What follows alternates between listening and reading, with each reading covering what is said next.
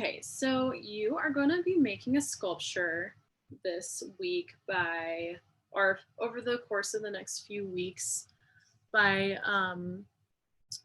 sorry, I just saw something that's broken here.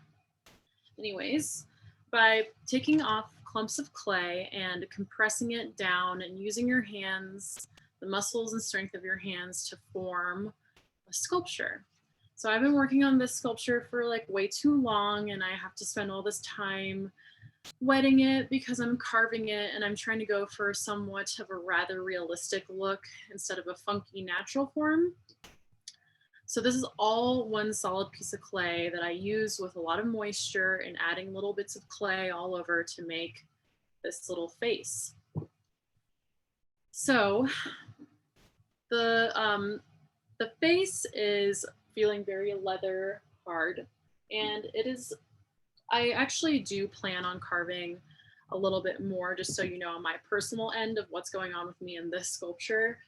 But just for the sake of you all learning best practices to hollow out, this would be to use a ribbon tool. So there's like this rounded edge here, and there's this edge, the squared off edge here. You have to, if you are working and making clay, this is like 3 inches thick, especially on the cheekbones here. You absolutely have to work on figuring out how to hollow out this piece, or else it's not going to be fired. Number one, it's highly likely that there's an air bubble in it. And number two, some clay that is this thick, because clay dries from the outside in, it might be impossible to tell 2 months from now if the inside of this is actually dry. So if there's water on the inside of this, when I go to fire it, that water is going to boil when that kiln reaches a super high temperature, and that's going to make my piece explode. So this is what I shall do. Now, depending on the nature of your piece, like the size of it, grabbing my really dirty sponge from the ground, you can either turn it upside down and hold it, which I actually do recommend. This is definitely dry enough to the point where I can't really mess up this side, which is great because I don't want to. So I can either hold it like this, which can be cumbersome and tiring for this arm. So I can also use, you could grab a pillow that you don't want anymore, a cushion. I happen to have this sponge, and I can set down my piece on the sponge to relax as I spend time hollowing out the inside of my clay form. Now, I always say, like, make sure the walls are about a quarter inch to a half inch thick. And so that applies to this. And there's really, you just have to be intuitive. Like, you might carve a whole bunch and poke a hole through the other side, but that's okay. There's always a ways to fix things. It just takes up more time. I also have like a bigger ribbon tool too that can be good.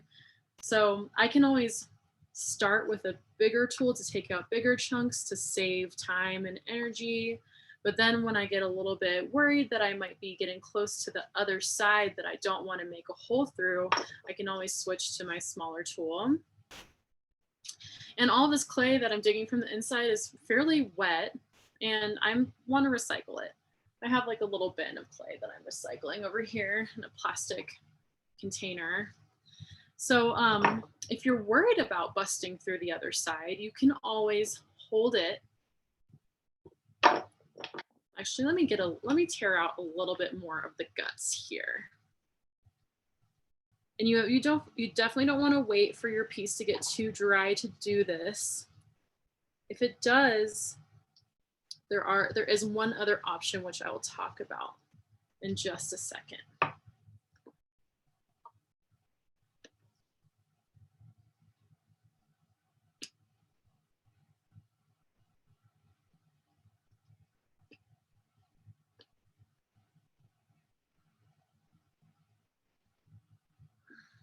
Okay.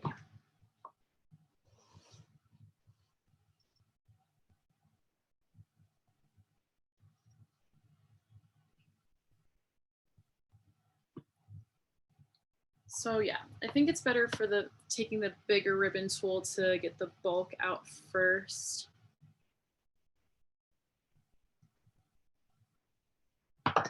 And then I know in this face, there's this form, it's going in a little bit. That's when it makes me nervous. I don't want to poke through the other side. So my hand is stretched out far over the entire surface of the face here. And I'm going to go in and just keep on carving away. But what's really nice is that if I start to carve too deep, I can feel the clay, the sensation of the clay moving on the other side because my hand is here to embrace it. So I do recommend when it gets to the point of your piece not being so heavy because you're hollowing it out so much, just go ahead and pick it up and hold it to try to avoid that from happening. So if you do poke a hole through, don't worry, no need to panic. You can simply your piece is still leather hard, right? It has to be leather hard for you to even hollow this out. So if you end up getting a hole, just re-wet whatever area that the hole is in, grab a wet piece of clay and just compress it like crazy into that hole, and then just leave it. Let it dry and it'll kind of firm up and it should be fine. And then you can always add a little bit more slip if there's a crack forming.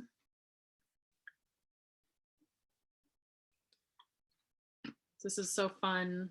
See this ribbon that's coming out like that?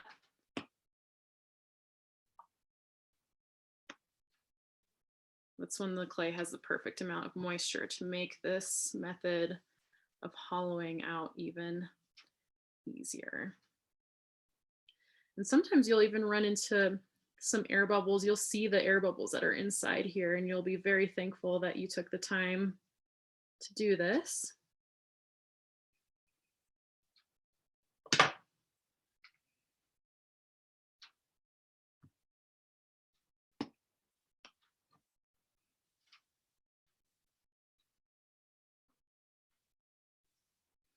And I don't have to hollow it out completely. I can actually, since I did a lot of work hollowing that out. I can always flip this over and carve a little bit more, hollow it a little bit more. I can go back and forth. I don't have to do one thing at a time.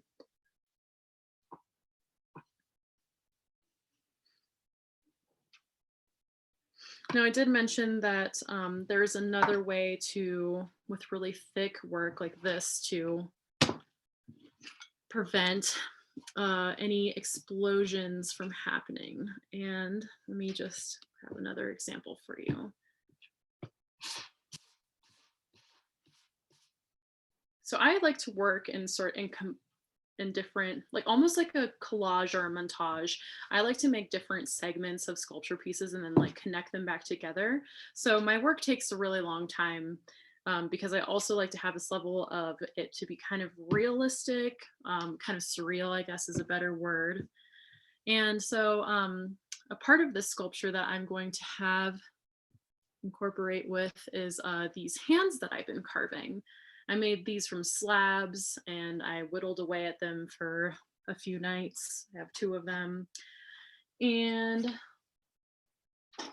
they are pretty thick. I was pinching up clay and adding it kind of like right here. It's feeling pretty thick. So one thing that I can do is I can take a needle tool and I can just stab these holes.